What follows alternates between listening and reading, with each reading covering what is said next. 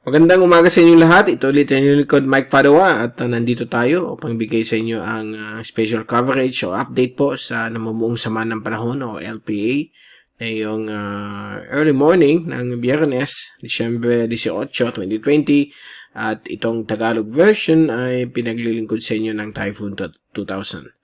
So, kita po natin na hindi po tayo sumusunod sa dating MWF na issuance dahil po meron po tayong aktibong LPA na posibleng maging bagyo once na ito po ay dumating po sa may Sulu Archipelago pagkatapos pong tawirin po nito ang Mindanao sa susunod na 24 oras. So, kasalukuyan, nag-issue po tayo ng Storm Watch number 1 kagabing 11:30 PM at ito po ay mabilis na kumikilos palapit po sa Mindanao. At inaasahan po ito kasama po kanyang trough na magbibigay po ito ng mga kalat-kalat na ulan hanggang sa malawakang malalakas na hanggang matinding pag-ulan sa malaking bahagi po ng Kabisayaan at Mindanao sa loob ng 24 hanggang 48 oras. So, i-check out na lang po ninyo ang mga latest warnings at local forecast galing po sa Pag-asa sa mga region ninyo para sa mga latest updates tungkol dito sa low pressure area. So, 8 PM kagabi, ito po ay nasa layong 310 kilometro sa may timog silangan ng Davao City na may latitude po siya na 6.6 north at longitude 128.2 east. Ito po ay may hangin na umaabot pa lamang ng 30 kph, gustiness up to 45 kph. Hindi pa po siya tropical depression kasi po ang tropical depression, ang hangin niya ay nasa 45 o 45 o 45 km bawat oras malapit sa gitna.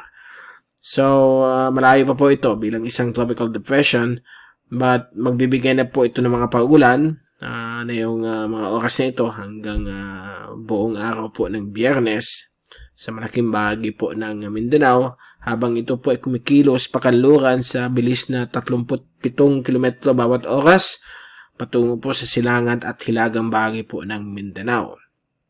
Ito po ay forecast na gagalaw po ng west-northwest sa bilis na 27 km bawat oras. At inaasahan po ito baka maging ganap na bagyo pagdating niya sa may Bohol or Sulu Sea, either of those bodies of water dun sa karagatan na dadaanan niya.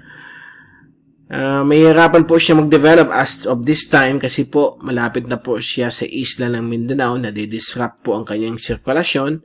At mamaya mapakita natin sa inyo ang satellite animation, medyo mabilis yung kanyang takbo. Okay, so ito po ang ating unang Storm Watch number 1 na track sa LPA. Kaninang 8 PM na dito po siya. So, bukas po ng alas 8, tatawid na po ito ng Davao Region at sa katimugan bahagi po ng Caraga at babagtas po ito sa hilagang bahagi po ng portion ng Mindanao. Lalo na sa may Misamis Oriental, dadaan po ito malapit po sa Cagayan de Oro. So, tingnan po ninyo itong tinatawag nating cone of uncertainty kasi any moment, pwede siyang umakyat o pwede siyang bumaba sa kanyang pagtahak. Although malaki po ang kanyang, kita po niyo, malaki yung kanyang scope, ito po yung area of rain. So, hindi naman po Mindanao ang apektado ng mga ulan na dala nitong LPA. Yung kanyang trough, yung extension ay umaabot po hanggang katimugan bahagi po ng Kabikulan at buong bahagi po ng Visayas.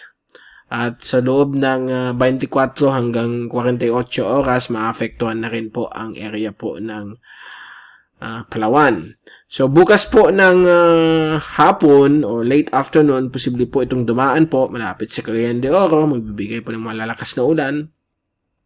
At alas 8 ng gabi, bukas po, alas 8 ng gabi, mamaya, Friday, ay dadaan po siya malapit sa Secure, ng system na ito. Posible maging tropical depression, but so ito po yung ating forecast at hindi pa po natin sure kung magiging bagyo po siya dito, but nilagay lang po natin ang worst case scenario na pag-emerge siya dito, baka maging tropical depression po siya base po sa mga pressure levels ng mga computer models. At pagdating po niya dito sa may Sulu Archipelago, definitely magiging tropical depression na po siya ng medyo malakas, 55 kph.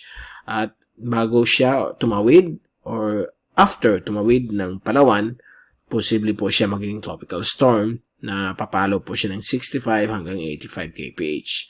So itong bahagi po ng Palawan ay magiging maulan simula Sabado, samantala itong pong area ng Mindanao at Kabisayaan, mamaya po ito, o actually na yun, nag-start na po hanggang mamayang gabi ng Biyernes. Okay, so bukas, Sabado, dito naman po yan sa bahagi ng Palawan.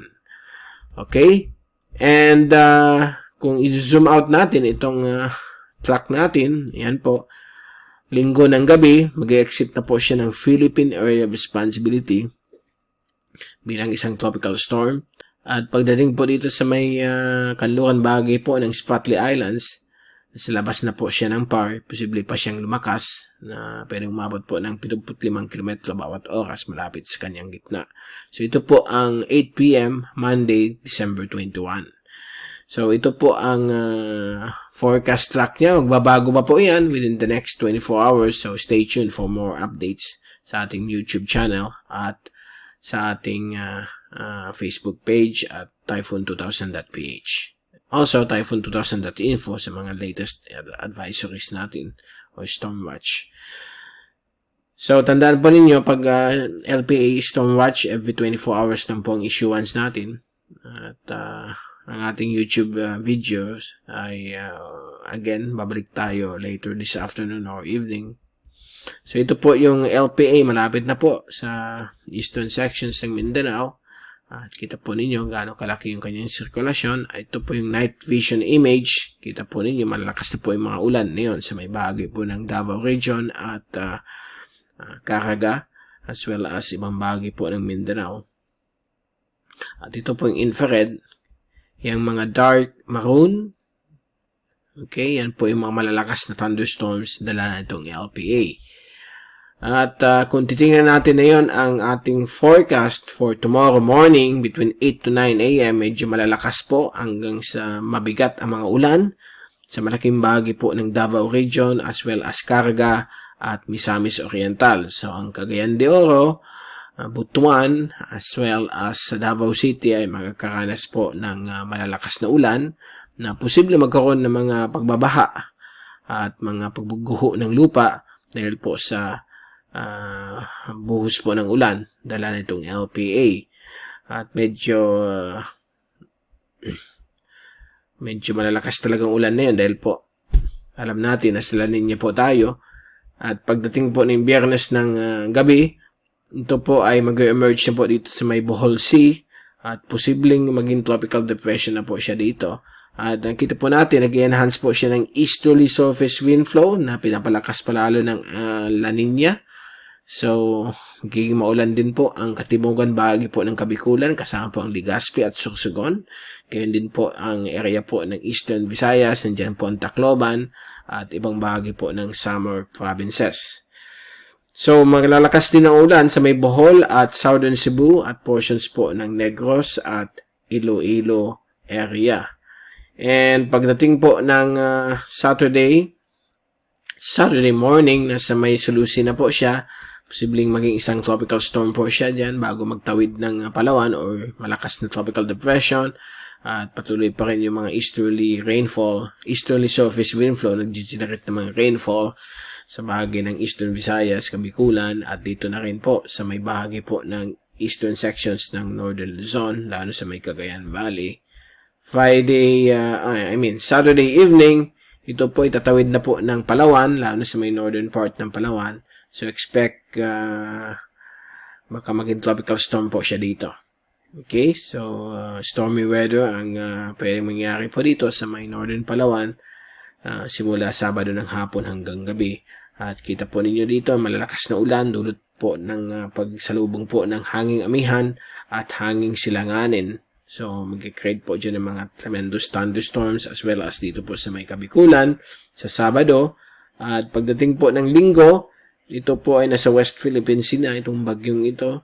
Posible maging bagyo, bibigyan po ito ng local name as Vicky kapag naging ganap na bagyo po ito. At yan po, patuloy pa rin yung mga malalakas na ulan sa Cagayan Valley. Kasama din po ang Aurora Province at ibang bahagi po ng Northern Luzon. Linggo po ng gabi, ito po ay lalabas na po siya ng Philippine Area of Responsibility habang dumadaan po sa Kalayaan Island Group at patuloy pa rin yung mga malalakas na ulan sa may silangan na bahagi po ng Hilagang Luzon. And sa Monday, yan na po, nasa labas na po ng PAR itong si LPA na posibleng maging bagyo. At ito naman po yung mga ulan, dulot po ng hanging silangan o hanging silanganin, yung easterly surface wind flow, ka-affecto pa rin po sa silangan bahagi po ng Cagayan Valley. So, ingat lang po kayo dyan sa Cagayan Valley, possible pagbabaha at landslides dahil po matindi po ang La Nina na yon. Nasa moderate levels, kaya nagbibigay po tayo ng mga ulan. Kahit malayo ang bagyo, may maulan po tayo dahil po sa prevailing La Nina. Okay, so yan po ang ating update sa LPA na papalapit po ng Mindanao. Ito po yung ating wrap up ng ating GraphSat. So, kita po ninyo. Yan po ang active LPA, tatawid ng Mindanao. Ito po yung northeasterly surface wind flow sa ibang bahagi po ng Bisayaan, Sulu Archipelago, Mimaropa. While ang buong Luzon, kasama po ang Metro Manila, Kabikulan, Eastern Visayas, ay nasa influence po ng northeast monsoon o hanging amihan. So, expect po dyan, may mga hangin na hindi lalampas po ng 65 kph. Bugso-bugso po yan at mga padaan-daan na ulan. Okay, so mag-iingat naman po tayong lahat na dyan sa Mindanao, mga kababayan natin sa Mindanao at Kabisayaan. Dahil po maraming ulan na idadala itong si LPA habang tumatawid po ng Mindanao mamaya pong umaga hanggang hapon. So, babalik ulit tayo mamayang hapon o gabi para ibigay sa inyo yung pinaka-latest sa LPA na papalapit po sa Mindanao. Mula sa Typhoon 2000, ito si Mike Padua ang papaalam. Mag-ingat po tayong lahat. #weatherwiser. At maraming salamat po sa pagpunod nyo sa ating YouTube channel.